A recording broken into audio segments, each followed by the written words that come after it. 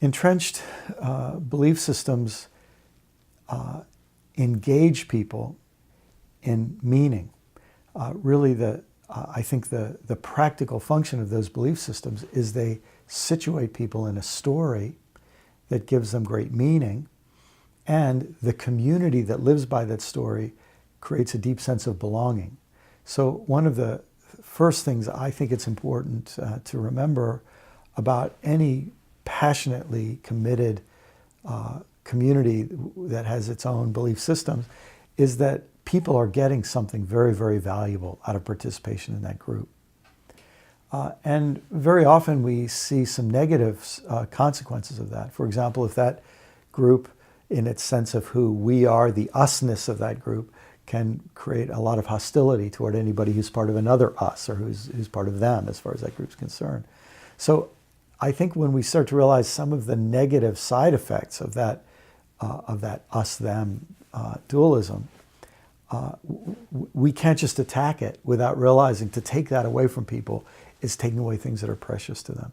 So one of the things I try to do is first take seriously the need for meaning, the need for a story, the need for belonging, and not underestimate the personal, psychological, social benefits that people derive from that.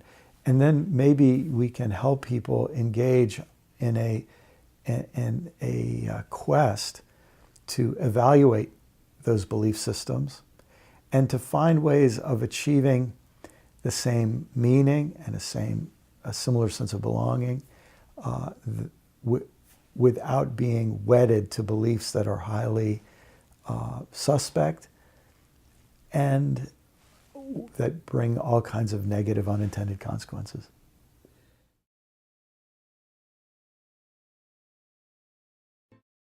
I think we're in a very profound earthquake and shifting. The ground feels like it's moving out from so many of our traditional institutions. And of course, I come from a Christian background, so I know that best, but I've spent a lot of time with Muslim friends and Jewish friends and Hindu friends and Buddhist friends.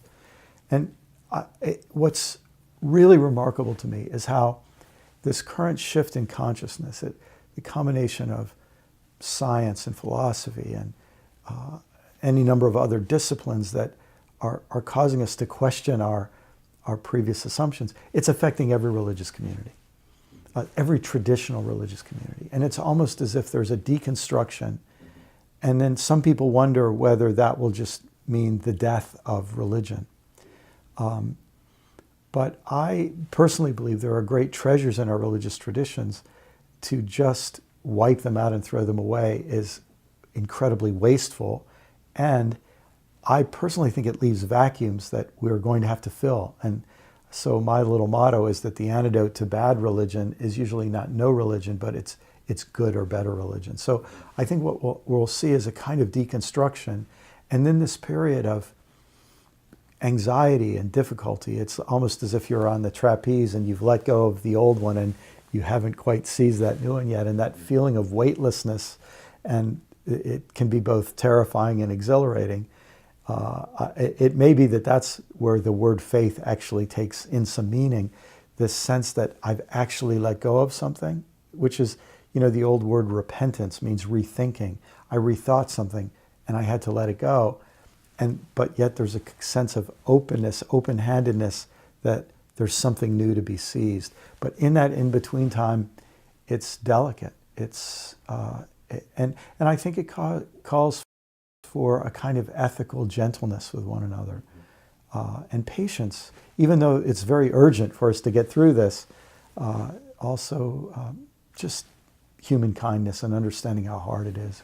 I watched this over the last several years. The issue of LGBT equality becomes one of these boundary-breaking issues for a lot of people, and I had already gone through my own shift in this thinking, but after I went through a shift in my thinking, one of my sons came out, and at that moment, I felt myself living between my son's world and my father's world, where this was just inconceivable, and because I love my father and I love my son, I could kind of hold a space for them that was very hard for my father to make that reach. And I think for my son, he just couldn't understand how my father lived in a different world. But we were able to love one another in the midst of that reality. I think that's what helps us get through these times.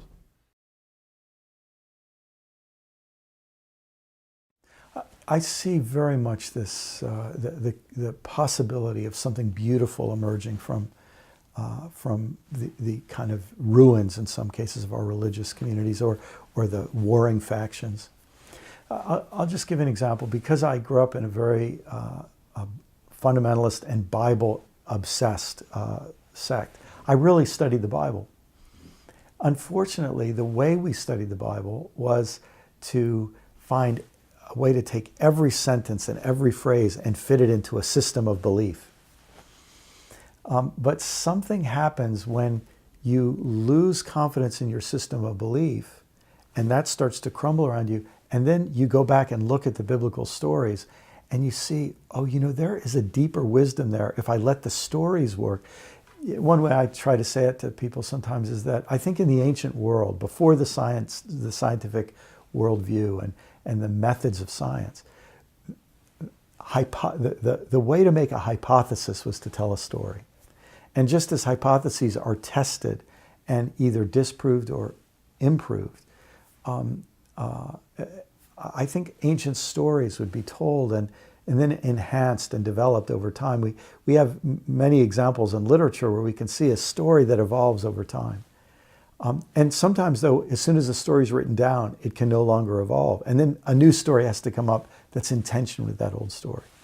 And it's been this wonderful discovery for me, someone who grew up in such a Bible-saturated environment, to kind of rediscover the Bible as these dueling stories and these evolving stories, and stories that where in some ways the meaning doesn't come like the moral of a story, but the meaning comes when you discern a kind of trajectory in the way these different stories are told.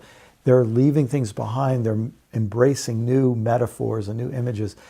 In that way, you locate yourself in this long journey of searching and truth, of holding on to something, gaining something from it, but then saying, I've got to let that go and accept something else. That kind of trapeze and to the next trapeze. Then you start to see, oh, you actually learn that in this kind of storyline and unfolding of the biblical library. I think that's really helping many of us in the Christian faith to rediscover so many treasures in our own faith that actually give us the courage to continue the quest where we are at this point in the journey.